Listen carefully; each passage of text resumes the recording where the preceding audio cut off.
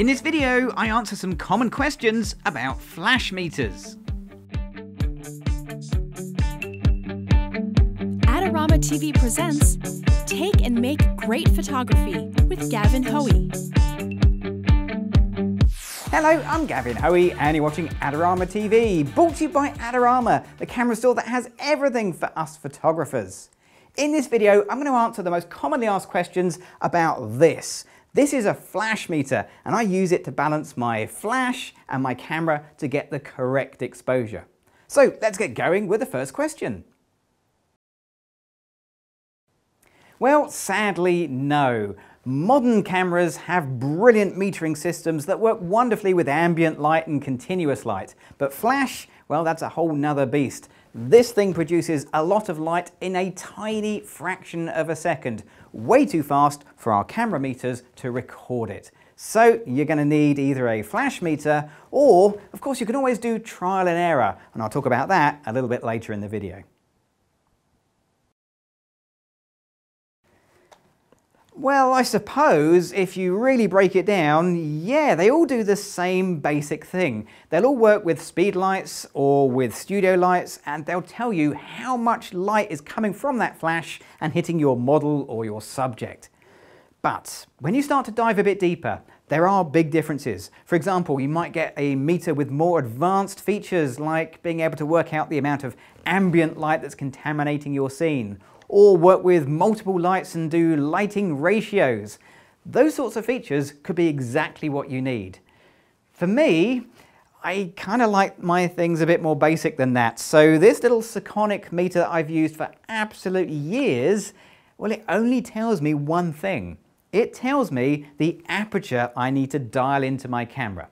Okay, it's not quite that simple. I have to set this up, and because all of my flashes work in third stop adjustments, I hold the power button and the mode button, and I've set this so it works in third stop aperture numbers. I just need to tell it the ISO that I've set in camera, and the shutter speed that I've set in camera, and when the flash fires, it'll tell me the matching aperture to get a correct exposure. Well, you know what? That's the most commonly asked question I get. How do I make the flash and the meter talk to each other? Well, there's a few different ways you can do it. I mentioned earlier about the advanced features. You'll find some flash meters that have radio triggers built right into the meter. That's a great system, but I don't have it. No, my meter's much more simple than that. What I do have is a small socket down the bottom, and if I just get the cover off, this is a PC sync socket. Now that means I could run a cable from this flash meter back to the flash if it has the appropriate similar socket, and I can trigger the flash by pressing the button on the side of the meter.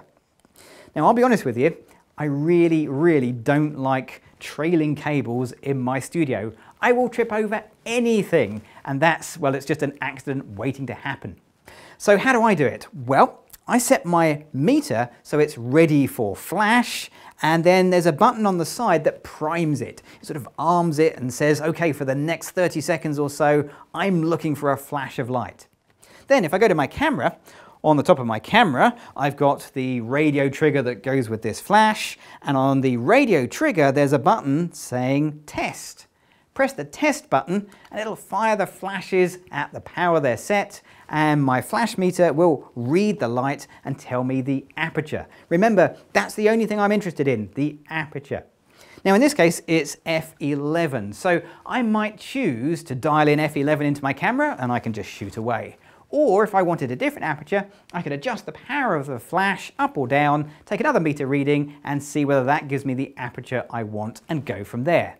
It's a really simple system and it works brilliantly for me. So this is a question that gets a lot of debate. Different photographers have different ideas about the direction that you should point your meter. It splits into two basic camps. There are those that say you should always point your meter at the light, that's me, and then there are those that say you should always point your meter back where the camera position is. But does it really matter? Well, there's a few things that really do matter. If you're working with a model in particular, you've got to make sure that you put this meter where the model's going to be, more or less. So I tend to put it more or less underneath their chin. Now there is a problem with that. If they have long hair or if your light's coming from above, you can accidentally put the little cone in the shadow cast by the flash. So do bear that in mind when you're holding your flash meter close to your model. So I've got my flash set here, and let's start by doing what I usually do and pointing the meter at the light. So point the meter at the light, press the test button on my trigger, and this is giving me a meter reading of F8. So how does that compare if I point this back to where I'm going to stand? Well, if I point it back towards the camera position, which will be straight ahead, I'm still getting F8. Because it works really simply. There's this plastic dome that covers the sensor, and that effectively gives the meter a 180-degree field of view. So it's not surprising that with the light in its current position, this shot is pretty much the same exposure wherever I point the meter. Now all I need to do is I dial in F8 and the same shutter speed and the same ISO into the camera, and I take the shot, and it should be correctly exposed. Okay, Freya, let's take a little shot. And as you can see at F8, I get a great shot, perfect exposure, it just works. So what happens if you move your light over to the side? Does the effect of moving the flash meter make any difference? Well, let's see. So if I meter over here, I'll pop this underneath Freya's chin, pointing back at the light. When I point my meter at the light, I'm actually getting F11. Now I still want F8, so I'll reduce the flash power by a stop. Take another meter reading, and now I'm getting F8.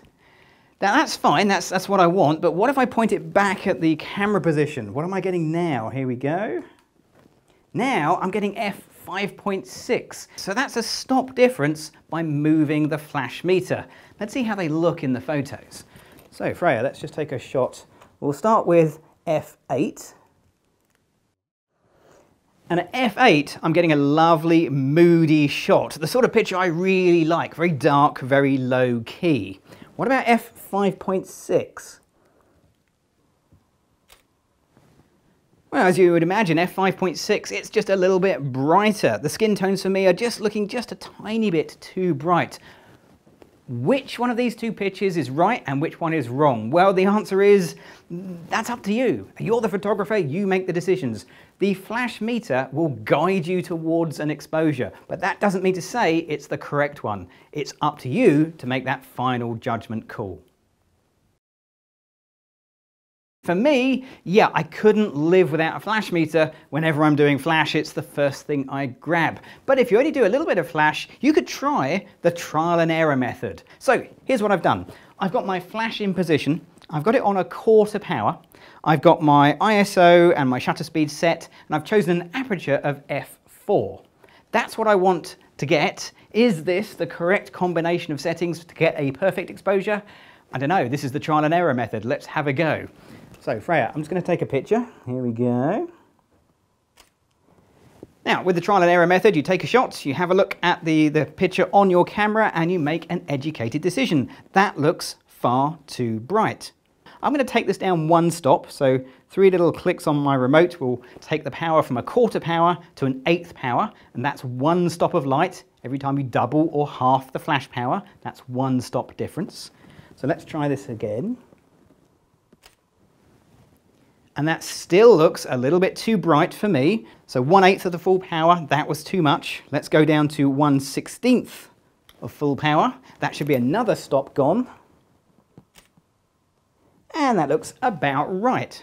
So there we go. In the space of 3 pictures, I've gone from a bad exposure to the correct exposure. Trial and error works really well until you move something. So if I was to move Freya, or I was just to move the light, now I've got to do that trial and error all over again.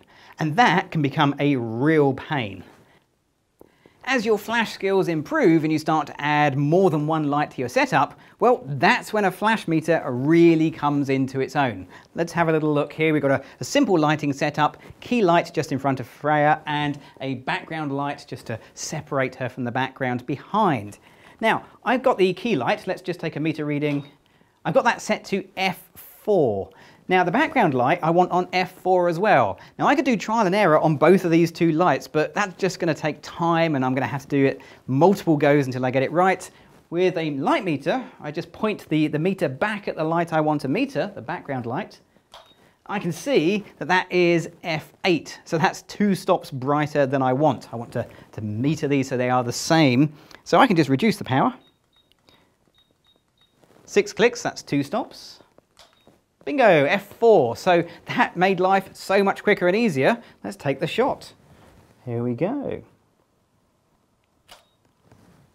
As you can see, it works. F4, perfect exposure, no messing around, massive time saver. So there we are, answers to questions about flash meters. Hopefully that helps your decision on whether one of these things is for you or not. For me, well, it's just one of those tools I couldn't live without. Now, if you want to see more videos from myself and the other amazing presenters here on Adorama TV, you know what you've got to do. You've got to click on the subscribe button. I'm Gavin Hoey. Thanks for watching.